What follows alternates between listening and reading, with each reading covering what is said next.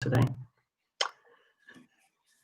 Good morning, everyone. Good morning, Callum. Another umbraCoffee episode, 134 of them already passed. Many years, as we've been discussing just this week. How are you? How are you, man? All good? Good. Really busy this week. Really busy this week. What about you? I would be, replacing and repeating all of the things again. Same for me. The Friday hit me unexpected, and as you might probably noticed, I'm on my parents-in-law house in my hometown, and I just realized that it's Friday. So hopefully someone from our Umbraco community can say that they are enjoying the sun or holiday or anything else like that outside. Because I was not even able to walk outside too much. The weather here has been terrible all week. Sorry? The weather here has been terrible all week. It would have been better if it had been kind of nice, but it hasn't. It's just been dark and not very pleasant. Oh, we are having some of the summer vibes in Poland, but it depends from the location. So it's not like usual July, I would say, but still good. Cool. So let's jump to Umbraco news, because we have a lot of maybe not that many internal stuff from Umbraco HQ this week, and any from the plans. Probably people are focusing on the upcoming releases. I think everyone in Denmark's on vacation actually.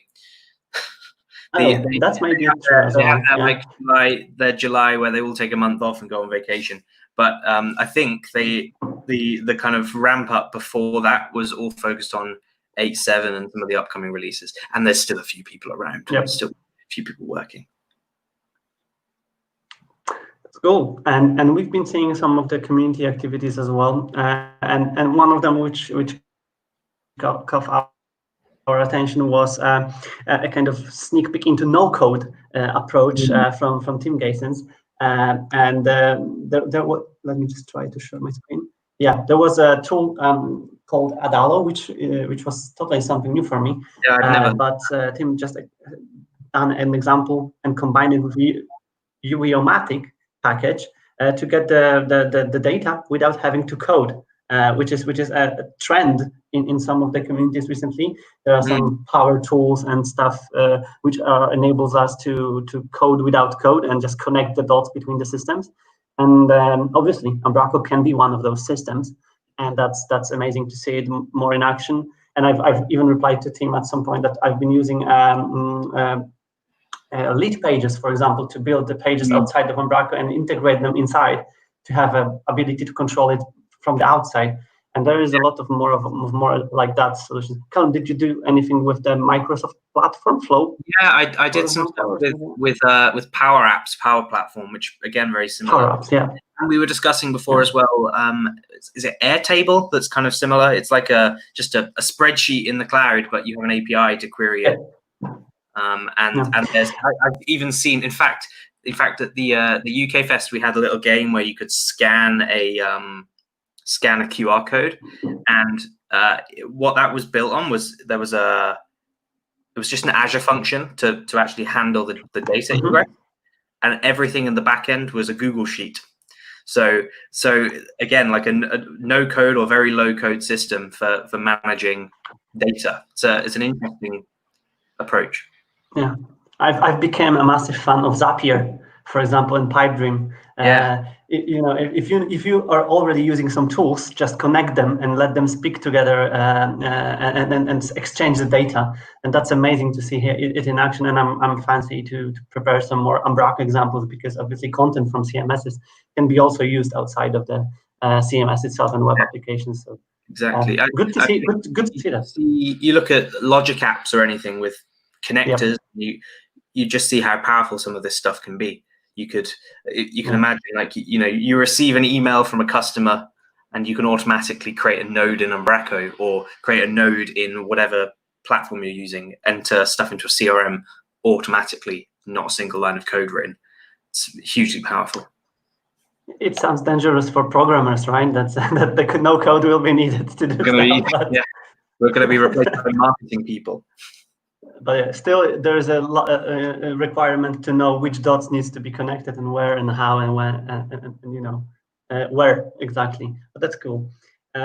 We also had a podcast recording released this week. Again, it's awaiting for on my to-do list, and it was called Empathy from the Great Candid Contributions team. Did you have a chance to listen it to already? Funny story here, and I know Emma's watching, so I'll say it. I went and checked on Tuesday to be like, where is it? And it wasn't there, and it came on Wednesday this week. So they've been doing like a Tuesday release for forever, and this week it was a Wednesday. So I actually completely missed it. My week got super busy from Wednesday onwards, and then yeah, I didn't get a chance. But I will have a listen over the weekend. Yeah, but it sounds like a really good topic and pretty outside of the tech again, but very important within the organizations and teams and companies. So I'm also happy to explore and understand the point of view of this vision and this podcast. So we'll link it up down below, and everyone can listen to that. But it correlates and relates to the topic, to the next topic on our list, which is also about the kind of appreciation and in general also relations with the fellow developers or fellow team members, because you've shared the GitHub stars, and this is the idea which is about nominating people from the GitHub. Yeah, so this is super interesting for me because I didn't know about this. I saw it because Warren posted saying, oh, if you like some of the work I do with open source, maybe nominate me for a GitHub star.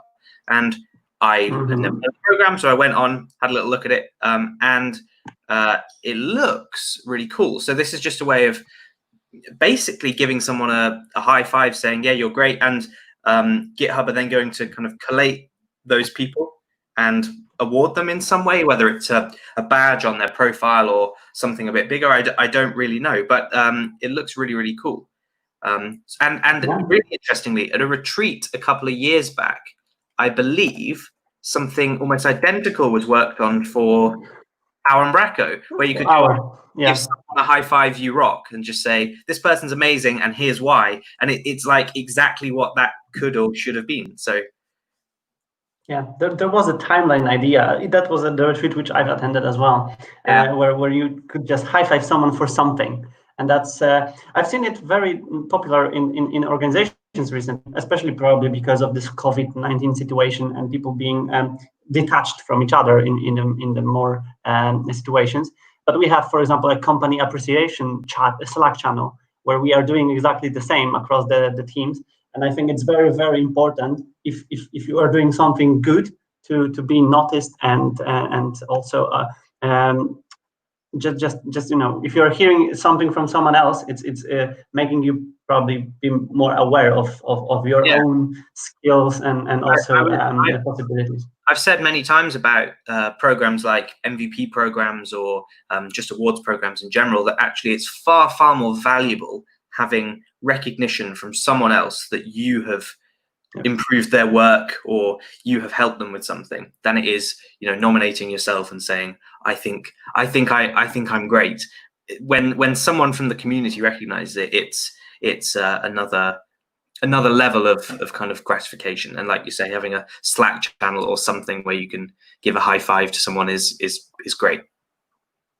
Yeah, so call to action is to nominate GitHub users and community members who made a change or affected our lives, developers' lives, not only developers' lives, and just submit them there to let them be recognized or at least noticed by the system. There's a chance for that. For packages, or could be for core contributions or anything really in this Umbraco sphere. Your screen's really blurry, Marcin. Yeah, I'm just trying to discover why. And I don't know. Maybe we can. I will re-add it again. But yeah, that's GitHub stars. And the next thing on our list is, let me just reconnect my screen again. The next thing we had was about releases. So this week, in fact, we were saying it's been pretty light on news this week, but there's been quite a few releases, and most of them come from Australia, interestingly. So clearly Australia's been really busy. So this week we had 2 releases of Examine, and it's a performance patch or stability patch, I believe. And so this is for the version 1 and version 0. So that's for both V7 and V8 Umbraco sites. This will affect. You can update to the latest versions on those and get some stability patches. I've not looked at what the issues are that were fixed, but it looks like they were needed, and they've been there a while. If these issues have been there since, forever. Yeah, index is out of range, for example. So yeah, we need to upgrade. Just remembered myself to update these packages. The next ones were also from Australia, from Nathan, and the Plumber release. Pretty solid and constant upgrades to the Plumber package, and here also improved some server-side events. New publish cancellation handling, third-party cancellations correctly handled, and some of the adjustments. So anyone who is using Plumber can just upgrade right now. I saw Nathan joking that, oh, this is weird. It's been 9 days since I last did a release, because he normally does like 3 in a day, 5 on a Friday night, where he's screwed something up a little bit.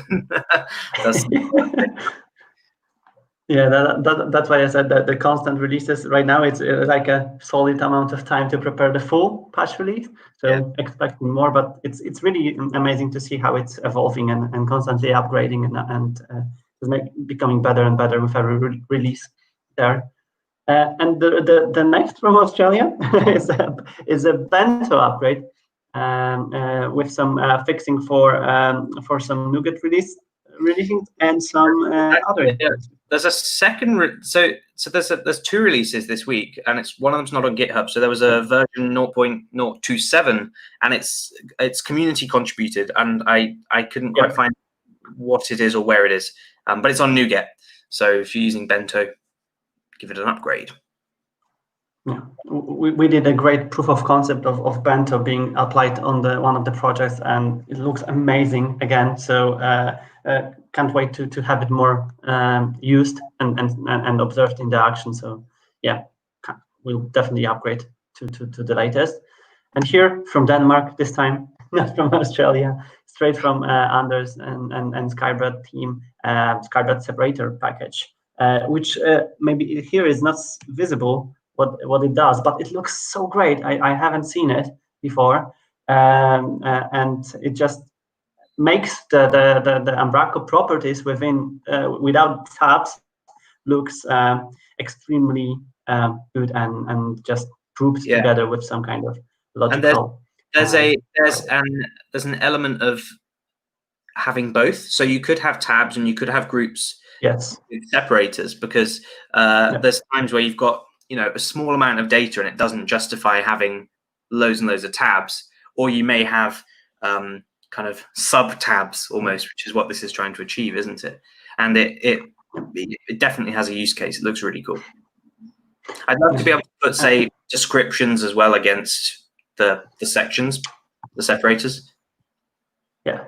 And that there was some package, right, doing both, kind of making the really nice description with the separator and to just maybe focus editors on the reasoning behind it. You editor notes, was it that one? Yes, something like that. Plus there was also a separator one, which I might dig out because we were using it one. Matryoshka does quite a lot of that, but of course it tabs them out. But I think you can choose not to tab as well, so it can give you both. It looks cool. Yeah. And the last released package upgrade is from Soteris, and it's a virtual nodes package, which is right now ready for V8 as well. And again, I've used this approach in some of the old projects. Didn't use it for V8 yet, but it's just enables us to create nodes in the content trees which are skipped when the URL is, for example, generated for the default URL provider based on the doc types or some other names and filters. And the next releases are not yet released, but we've been teased by the new marketing suite as well with the upcoming upgrades related with also 8.7 and the personalization engines in the video marketing suite. And it has an amazing again preview and 2 sprints, if I'm correct, Jeffrey said 2 sprints. That 2 sprints. They'll be finished with this release, but they teased some cool stuff. A/B testing side by side, like inline editing, so you can edit 2 different tests side by side, which looks cool.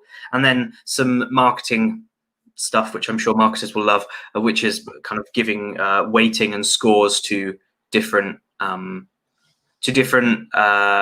personas and tests, and then using that to kind of with I think they said no code or very little code written, choose how stuff ranks and performs, which is very interesting.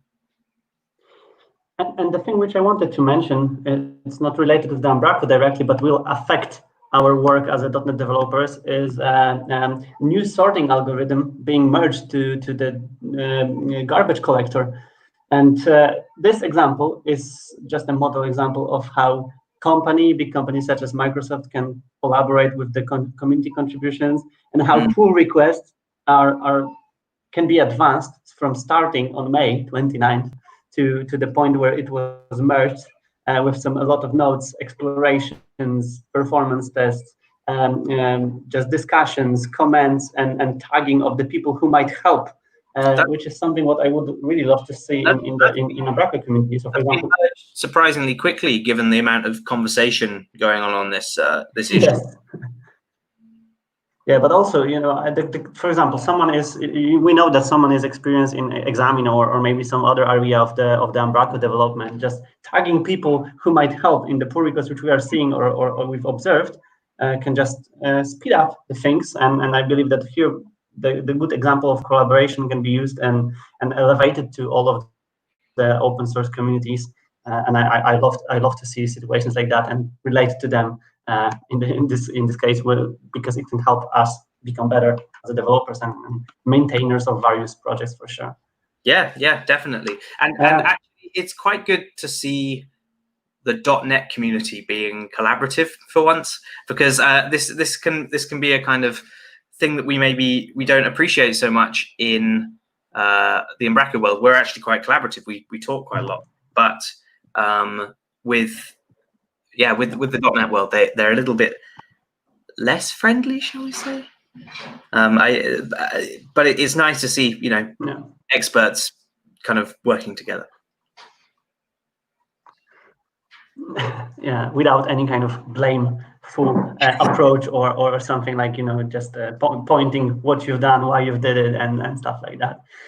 So yeah, if anyone will see the good examples of things like that, just share them. It's like it can be also used as an inspiration for how things can be handled in the various ways. You've mentioned about being collaborative and exchanging knowledge, so maybe we can talk about meetups as well. There was a Manchester meetup yesterday, if I'm correct, right? Yes. And my screen is again blurry, right? It's your screen's. So yeah, you can talk about the screen. Yeah, it's just losing focus. But you can talk about it, and I will try to. So Manchester had their meetup yesterday. I unfortunately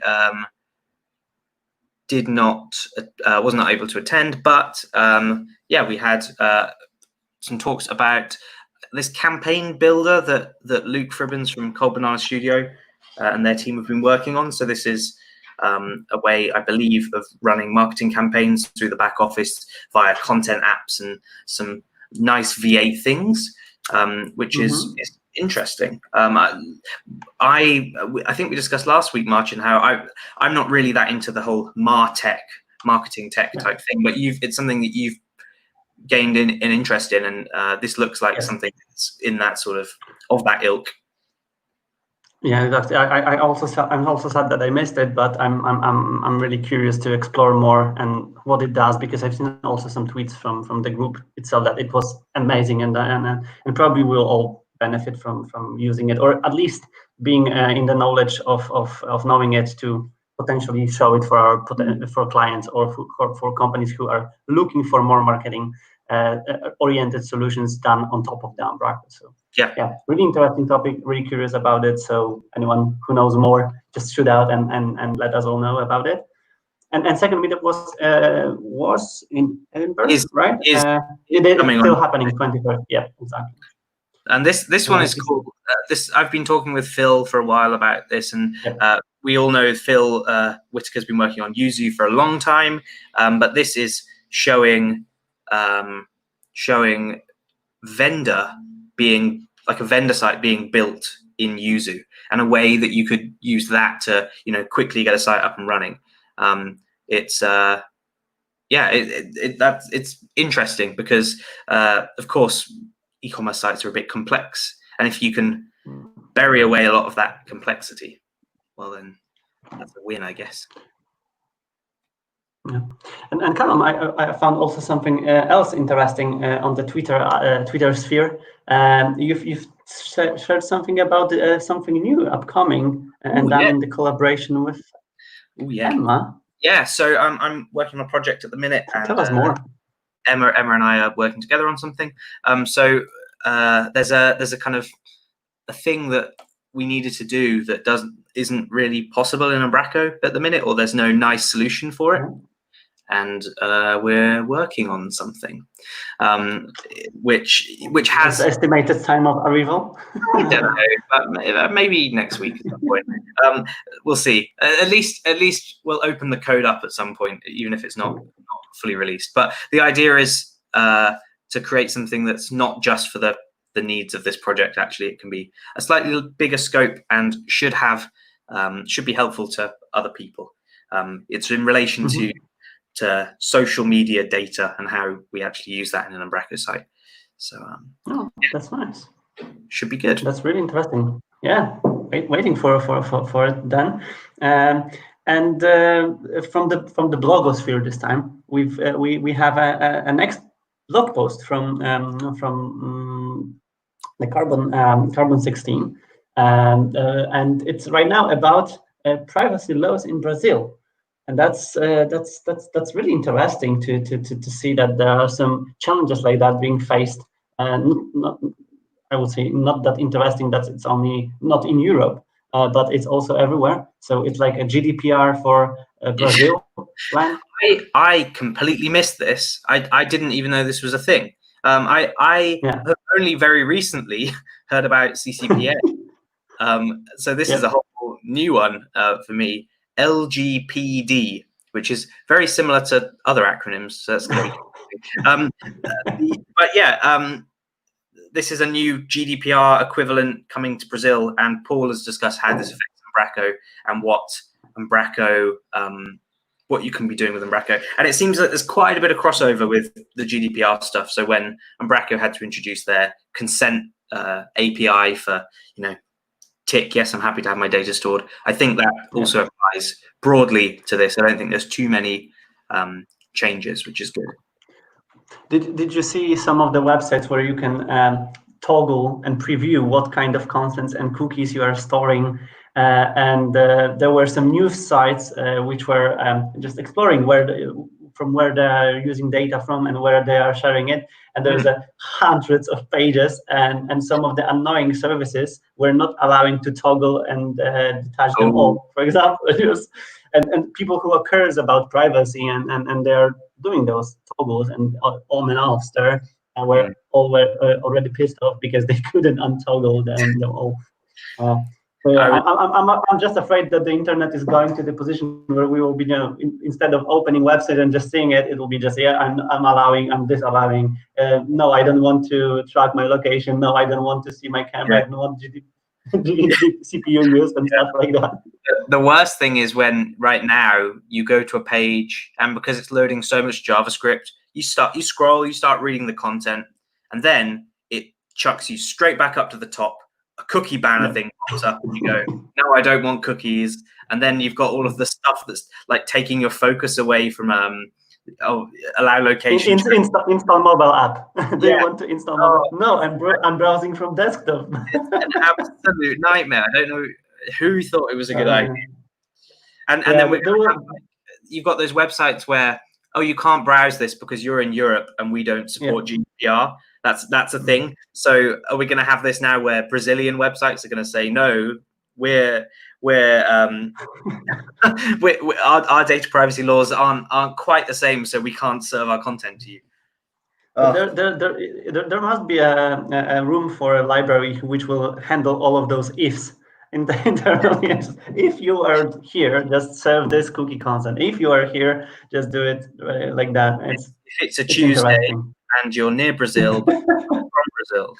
Oh, one more thing here, because some of the countries like Poland, for example, decided to close shops for Sundays, for example, right? And there was a stupid idea of closing e-commerce business as well for Sundays.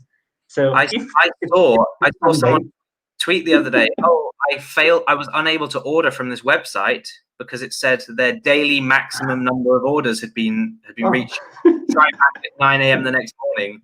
It's like, what?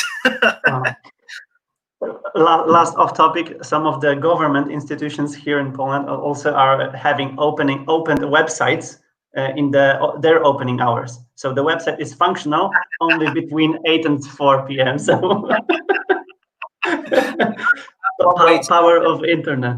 Yeah, someone on out of hours support or anything. Just the website shut. Yeah.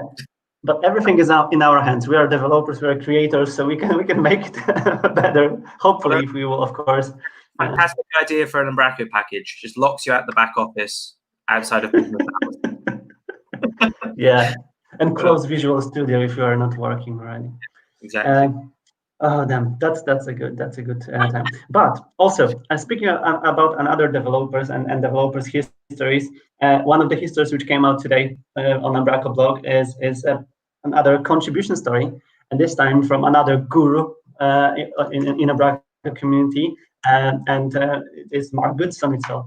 So great story again, great also insights and information about how Mark became involved in Umbraco community, how he contributes, and how he organized the time for it. Indeed, plus some of the insights of the work inside of the documentation creators teams, where Mark is obviously part in. Great article. Again, a lot of interesting insights and information about Mark. Everyone can read it. And some people found some of the photos related to this picture from the series, which is also great on Twitter, so anyone can read it. And I like this series. Contribution submit, because it's open. We're still only Umbraco MVPs, so it would be great to see some people that are not on there. Yeah. So people from the community we don't know so much about, with their stories on there too. Yeah, so submit them as well. And I really like this part here, that my mom always wanted me to be an architect. So yeah, realizing dreams for our parents. And about people as well, a new hire in Umbraco HQ team, which was exactly published on July 10th. And it's a new addition in the DevOps team, and not just an addition, but the team lead for the DevOps team, and it's Martin.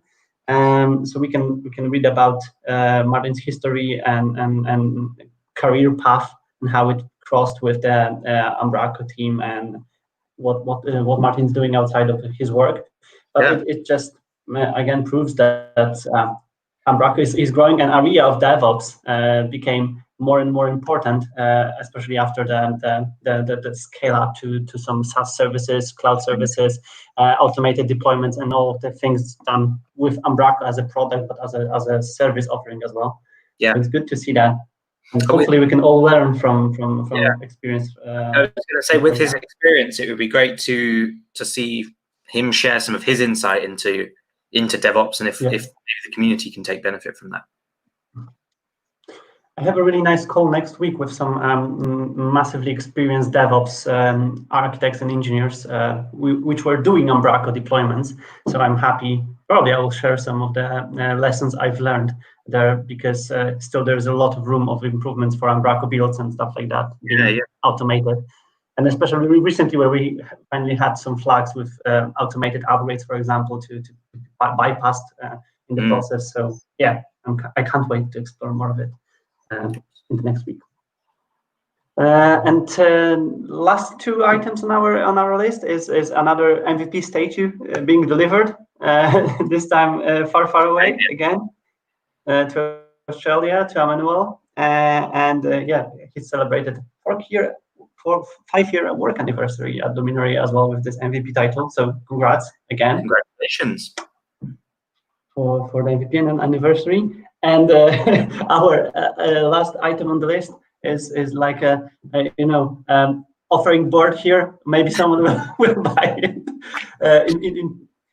The great and well-known Umbraco car from Arnold is going for sale, and some people said that without stickers it doesn't look like like that, but still it's the same car. I asked Arnold if he could print on the bonnet like Neil's riding a unicorn or something, and he said, "Yeah, no problem." So, and Kim has offered to print stickers. Oh, that's nice. That's another benefit. And I know how hard it is to sell a car these days. To be honest, I'm also selling my car. You think it's easier with a unicorn on the front? Yeah, that's something what popped out in my mind right now. I might do something like that. I might do something crazy with my car, flip it out over or something like that to just make it more attractive for potential buyers.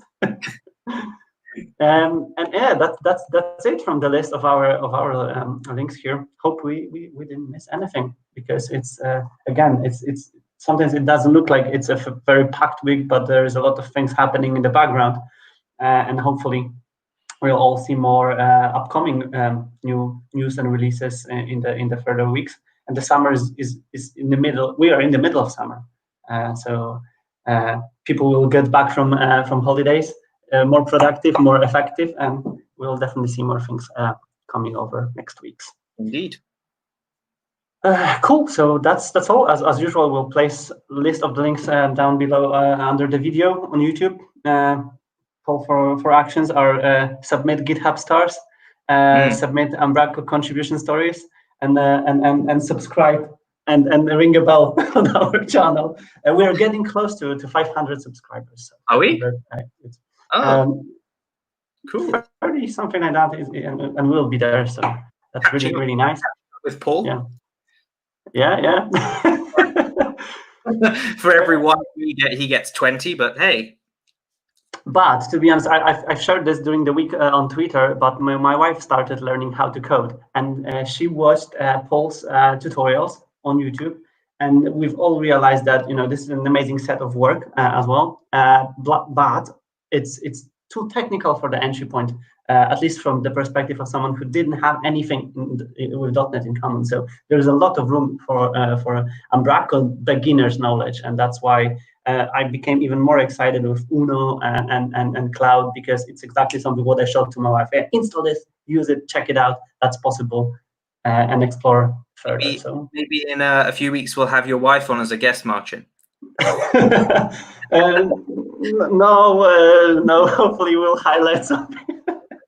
No, but I'm cheering her up. But really, Umbraco is seen really well from the non-technical perspective, which is amazing to see.